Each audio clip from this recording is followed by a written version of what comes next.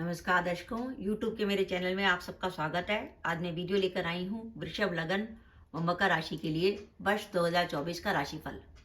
जो मेरे नए दर्शक हैं उनको मैं बता दूं कि मैं लगन व राशि दोनों से वीडियो डालती हूँ और आज का कॉम्बिनेशन वृषभ लगन व मकर राशि है। सबसे पहले हम समझें कि वृषभ लगन व मकर राशि का क्या अर्थ है।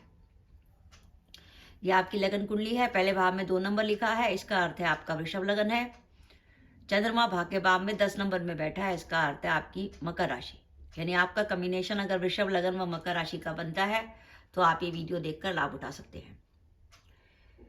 सबसे पहले हम 4 बड़े ग्रहों के गोचर की बात करें वर्ष 2024 में। वृषभ लगन से पंचम भाव में केतु का गोचर हो रहा है। शनि महाराज दशम में है, राहु एकादश में है। वर्ष के आरंभ में देवगुरु बृहस्पति द्वादश में होंगे और मई 2024 से वे लगन पर आ जाएंगे। मकर राशि में शनि महाराज चंद्रमा से दूसरे चल रहे हैं, जिसके कारण मकर राशि पर इस समय शनि की 7.5 चल रही है। राहु तीसरे भाव में है। वर्ष के आरंभ में देवगुरु बृहस्पति चौथे भाव में होंगे और मई 2024 से वो पंचम में आ जाएंगे और केतु का गोचर भाग्य भाव में हो रहा है। तो सबसे इंपॉर्टेंट बात यह है कि अगर आपका वृषभ लगन व मकर राशि है तो इस बात को ध्यान रखिए कि मकर राशि पर इस समय शनि की 7.5 चल रही है और अगर हम चाहते हैं कि वर्ष 2024 हमारे लिए अच्छा जाए तो हमें शनि महाराज को शांत रखने का कोई ना कोई उपाय जरूर करना चाहिए। अब हम बात करते हैं आपके कैरियर को लेकर कि वर्ष 2024 में वो कौन सा समय होगा जब आपके लिए कैरियर से जुड़ी शुभ घटनाएं घट सकती हैं या वर्ष में आपके लिए शुभ घटनाएं हो सकती हैं। वो समय होगा मई से लेकर दिसंबर के बीच में। इसलिए अगर आपको वर्ष 2024 के लिए आपने कोई भी महत्वपूर्ण काम सोचा हुआ हो, चाहे आप जॉब करते हैं या व्यापार करते हो, कोई भी महत्वपूर्ण काम अगर वर्ष 2024 में आपने सोचा हुआ था तो उसे मई के बाद करने का विचार करिए। मई के बाद ग्रह आपके अनुकूल रहेंगे, जिसके कारण आपको कामों में सफलता मिलेगी। ये वर्ष इसलिए महत्वपूर्ण है कि इस वर्ष में सबसे पहले तो देवगुरु बृहस्पति वृषभ लगन से लगन पर आ जाएंगे और मकर राशि से वो भाग्य भाव को देखेंगे। यानी गुरु लगन और राशि से आपके भाग्य भाव को देख रहे हैं। भाग्य भाव आपका एक्टिवेट हो रहा है। भाग्य भाव का एक्टिवेट होने का अर्थ है क्योंकि गुरु जो है वो नवम भाव के कारक ग्रह भी हैं। अब नवम भाव का कारक ग्रह गुरु स्वयं अपने भाग्य भाव को देख रहा है, तो उसका अर्थ यह है कि आपको इस वर्ष मिलेगा भाग्य का साथ। और भाग्य का साथ मिलने का यह अर्थ है कि हम जो भी प्रयास करेंगे उस प्रयास में हमें अच्छे रिजल्ट मिलने की संभावना है। गुरु लगन पर रहेंगे, जिसके कारण आपका आत्मविश्वास बढ़ेगा। और अगर हम आपके कैरियर की बात करें तो इस वर्ष आपको कैरियर से जुड़े नए अवसर मिल सकते हैं। अगर आप लंबे समय से जॉब बदलने की सोच रहे थे तो इस वर्ष आपको अच्छी अपॉर्चुनिटी मिल सकती है, ऐसी अपॉर्चुनिटी जो आप चाहते थे। वर्तमान जॉब में आपके ट्रांसफर की भी संभावना बनती है और अगर आप ऐसी नौकरी में हैं जिसमें बार बार ट्रांसफर होते हैं तो इस वर्ष भी आपके ट्रांसफर की संभावना बनती है।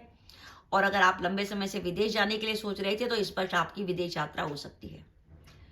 इस वर्ष आपकी आय में बढ़ोतरी का संकेत आ रहा है। आय में बढ़ोतरी के संकेत का अर्थ है कि या तो आप जो वर्तमान जॉब कर रहे थे उसमें आपका इंक्रीमेंट लग जाए, या आप ऐसी जॉब बदलें जहां पे आपकी सैलरी ज्यादा हो, स्टेटस अच्छा हो, या आप व्यापार में कुछ ऐसे काम की शुरुआत करें जिससे आपकी इनकम में वृद्धि हो।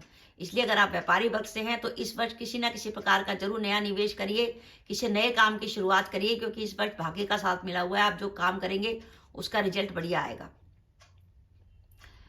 इस वर्ष मकर राशि से गुरु पहले चौथे रहेंगे और वृषभ लगन से गुरु 12वें रहेंगे। चौथा और 12वां गुरु प्रॉपर्टी खरीदने के लिए बहुत अच्छा है।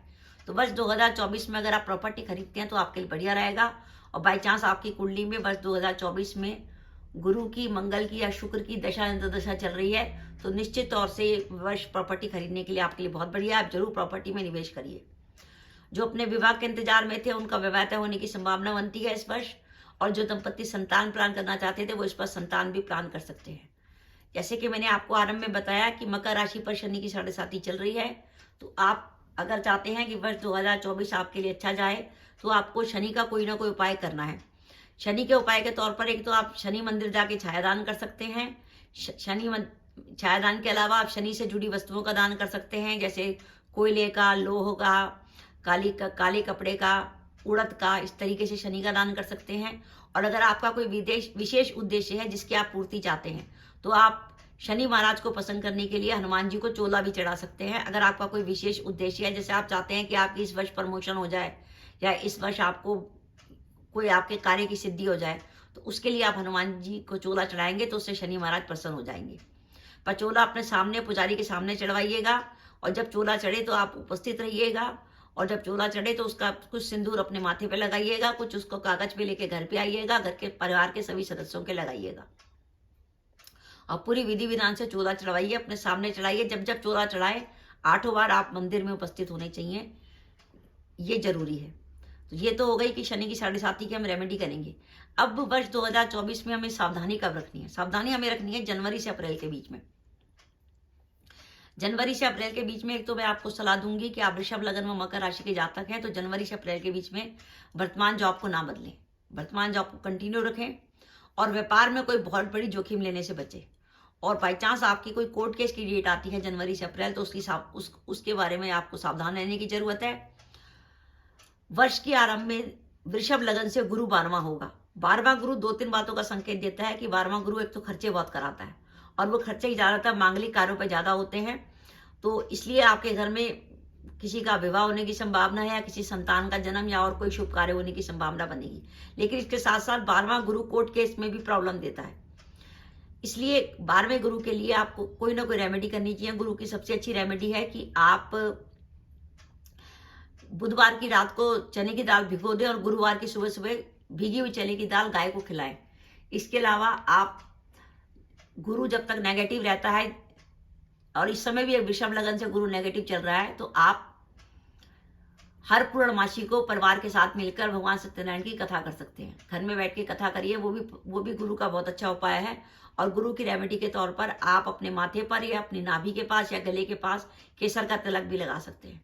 तो इस तरीके से आप गुरु की रेमेडी करेंगे तो गुरु की नेगेटिविटी कम होगी।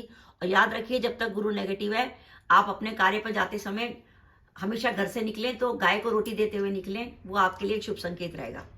इसके अलावा इस वर्ष आपके खर्चे अधिक होंगे, जैसे मैंने बताया 12वां गुरु है तो खर्चे आपके अधिक होंगे। और साथ ही साथ इस वर्ष माता पिता के स्वास्थ्य को लेकर चिंता, अगर आपके माता पिता का स्वास्थ्य खराब है तो इस वर्ष विशेष सावधानी रखिएगा।